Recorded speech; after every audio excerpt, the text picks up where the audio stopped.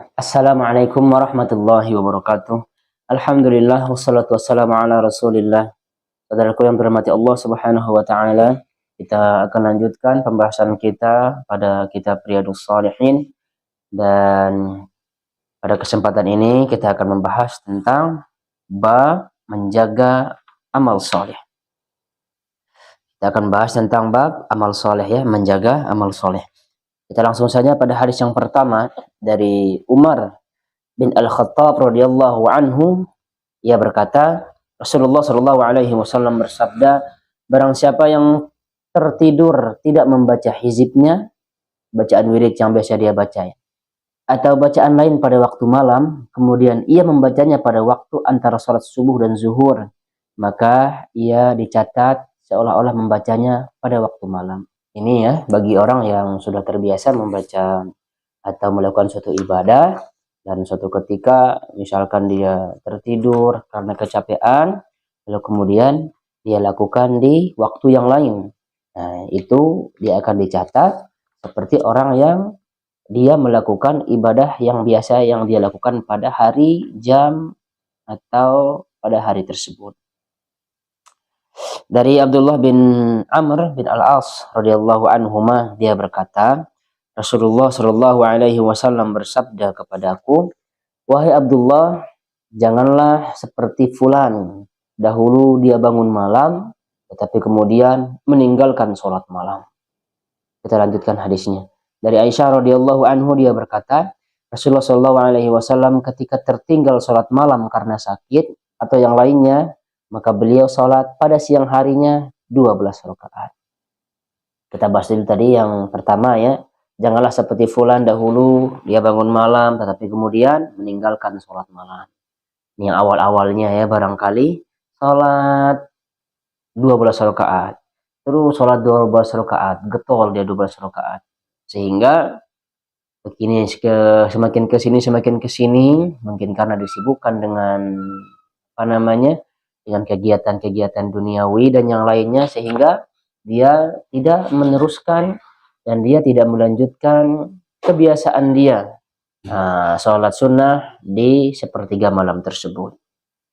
Lalu kemudian Rasulullah, kalau beliau terhalang dengan sesuatu untuk melakukan ibadah, maka beliau melakukannya di waktu yang lain.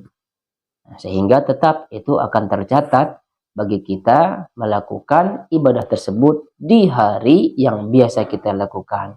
Ini khususnya untuk orang-orang yang sudah terbiasa, ya, sudah terbiasa melakukan hal tersebut, lalu kemudian barangkali ada ada halangan, ya, ada halangan sehingga tidak bisa dilakukan pada saat itu. Maka hendaklah orang ini melakukan ibadah tersebut di waktu yang lain. Saya kasih contoh. Ada orang yang biasa sholat duha 2 rakaat, misal ini, ya. Nah, ini setiap hari dia sholat duha. Setiap hari dia sholat duha, lalu kemudian dia suatu hari terhalang, mungkin karena sakit atau sesuatu hal yang lainnya, sehingga dia tidak melakukan sholat duha pada hari itu. Lalu kemudian dia melakukan sholat duha pas besoknya.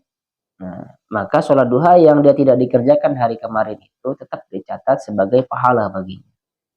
Ya. Contoh juga, orang yang terbiasa sholat berjamaah, dia tidak pernah tertinggal sholat berjamaah. Setiap azan, dia sudah persiapkan dirinya berwudu, lalu kemudian berangkat ke masjid. Dan suatu ketika dia sakit. Nah, karena disebabkan karena sakitnya ini, dia tidak bisa sholat berjamaah. Maka Allah Subhanahu wa ta'ala mencatat baginya pahala sholat berjamaah. Dikarenakan apa? Karena kebiasaan dia tersebut. Kebiasaan dia sholat berjamaah. Begitu juga dengan orang yang sudah terbiasa sholat tahajud. Orang terbiasa sholat tahajud, lalu kemudian satu ketika dia sakit dan ingin sekali sholat tahajud tetapi dia tidak bisa. Maka insya Allah, Allah akan mencatat baginya pahala tahajud yang biasa yang dia kerjakan setiap harinya. Oleh karenanya bagi kita yang biasa mendawamkan, yang biasa melakukan perkara-perkara yang sunnah, ya, lalu kemudian suatu ketika dia tidak bisa melakukannya, maka tetap Allah akan mencatat pahala baginya. Tentunya dengan catatan bahwa hal tersebut tidak disengaja. Tidak disengaja ya, karena jangan sampai seperti hadis yang tadi. Jangan seperti si fulan yang tadinya dia biasa sholat sunnah, lalu kemudian kesini sudah tidak pernah lagi. Begitu juga dengan bacaan-bacaan pada setiap malam dia tertidur.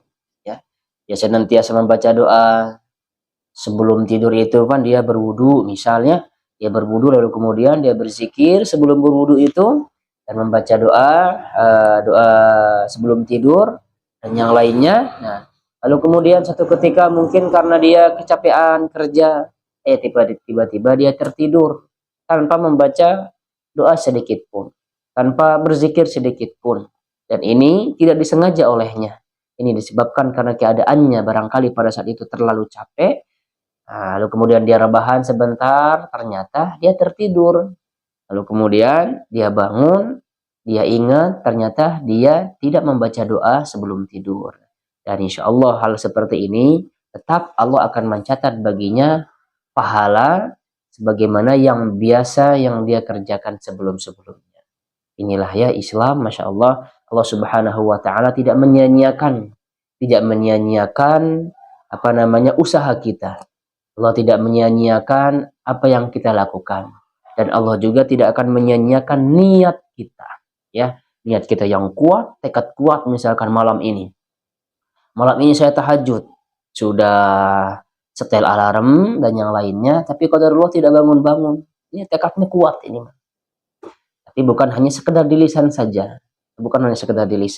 tapi benar-benar tekadnya yang kuat, dia ada usahanya untuk bangun. Lalu kemudian ternyata tidak bangun juga, insya Allah dicatat baginya pahala tahajud. Itu dia catatannya tadi ya, tapi benar-benar, bukan hanya sekadar di lisan saja. Tapi yang namanya benar-benar, insya Allah kita akan bangun. Kalau niat kita benar, kita mau tahajud gitu ya. Kita tidak setel alarm pun, ya biasanya kita bangun. Ya. Apalagi ada jadwal, misalnya ada jadwal sebelum subuh, kita tidak setel alarm juga, pasti kita bangun sebelum subuh. Kenapa? Karena kadang alam bawah sadar kita juga membangunkan kita. Ya, kita tiba-tiba bangun sebelum subuh begitu. Nah, insya Allah karena dibarengi dengan tekad yang kuat dan berusaha untuk bangun sebelum subuh. Nah, begitu juga dengan sholat sunnah yang lainnya. Sholat sunnah sebelum subuh misalkan 2 rakaat ya fajar. Nah, kita tidak melakukannya, mungkin karena kita kesiangan atau terlambat bangun, ternyata kita bangunnya di masjid itu orang-orang sudah rakaat pertama. Lalu kemudian kita ke masjid ya, dan mendapati imam belum ruku di rakaat kedua, dan alhamdulillah kita ikut berjamaah. Tetapi kita tidak sholat sunnah 2 rakaat yang biasa kita lakukan. Maka para ulama berijma bahwa dia sholat ya setelah melakukan sholat berjamaah tersebut. Tentunya setelah dia berzikir, lalu kemudian dia sholat 2 rakaat dikodok. Nah, sholat 2 rakaat fajar itu dikodok setelah sholat berjamaah. Insya Allah itu akan dicatat baginya pahala sholat sunnah 2 rakaat fajar itu. Saudaraku yang terhormati Allah Subhanahu wa Ta'ala, tentunya dalam hal ini saya sarankan setiap dari kita mempunyai amalan-amalan sunnah yang kita dawamkan. Ada orang yang kiranya dititipkan oleh Allah Subhanahu wa Ta'ala dengan harta yang banyak, maka dia dawamkan untuk bersedekah setiap harinya. Ada orang yang tidak bisa bersedekah setiap harinya, maka dia dawamkan puasa Senin Kamis. Ada orang yang tidak bisa berpuasa Senin Kamis secara rutin, maka cari sunnah yang lain. Rawatib misalkan tidak tertinggal, silahkan dilakukan. Atau sholat tahajud, silahkan dilakukan, dawamkan. Atau tidak bisa sholat tahajud, silahkan lakukan sholat duha 2 rakaat. Tidak bisa juga sholat duha 2 rakaat, silahkan dawamkan berwudu. Dan senantiasa setiap berhadas lalu kemudian kita berwudu, berwudu. Ya. Kita batal lagi, wudu lagi, batal lagi, wudu lagi. Ya, di dalam Islam banyak sekali ya jalan kita untuk meniti kebaikan, untuk mendulang pahala dari berbagai hal ya. Yang sunnah-sunnah ini banyak. Ketika dia duduk dia berzikir. Ketika dia apa namanya? Nah, begitulah ya. Nah, ada orang yang tidak bisa demikian, maka dia dawamkan setiap malam, misalnya setelah sholat maghrib, dia baca Al-Quran. Atau setiap harinya dia baca Al-Quran. Terserah, mau di waktu zuhur, asar, maghrib, isya, subuh, mangga itu mata langkung. Yang penting, harusnya setiap dari kita yang mengaku dirinya muslim, beriman, hendaklah dia memiliki suatu amalan yang dia dawamkan setiap harinya. Ya, gitu ya. Sehingga kita akan mendapatkan pahala setiap harinya, dicatat oleh malaikat yang ditugaskan oleh Allah Subhanahu wa taala di sebelah kanan kita ini, mencatat apa yang kita dawamkan setiap harinya tersebut. Mudah-mudahan ini ada manfaatnya. Subhanakallahumma wa bihamdika asyhadu an la ilaha illa anta astaghfiruka wa atubu ilaik. Assalamualaikum warahmatullahi wabarakatuh.